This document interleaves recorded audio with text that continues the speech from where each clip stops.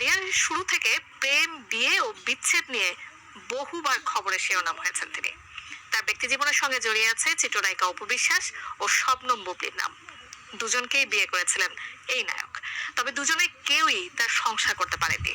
এর মধ্যেই জানা গেল আবারও বিয়ে করতে যাচ্ছেন এই চিত্রনায়ক। কাকে বিয়ে করছেন শাকিব, জানাচ্ছেন সহকর্মী শাহাদাত রিফাত। চিত্রনায়িকা অপু বিশ্বাস ও শবনম বুবলি দুজনে এখন ডালিউড সুপারস্টার শাকিব খানের অতীত।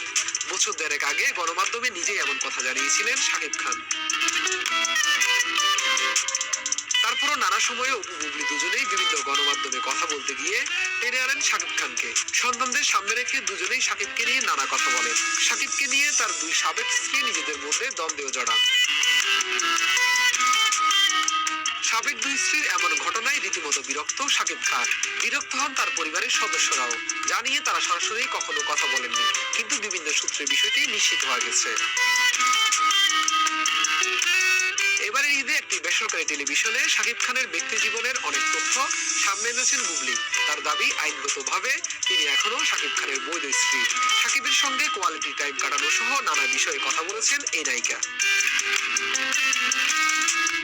বুবলির এমন বক্তব্যে প্রকাশ্যে গণমাধ্যমে নেতিবাচক মন্তব্য করেছেন অপু বিশ্বাস। কয়েকদিন ধরে এসব চর্চিত হচ্ছে বিভিন্ন মাধ্যমে। তবে দীর্ঘদিন ধরে অপু বুবলি গণমাধ্যমের সামনে কথা বললেও বিষয়টি বারবার এড়িয়ে গেছেন শাকিব খান।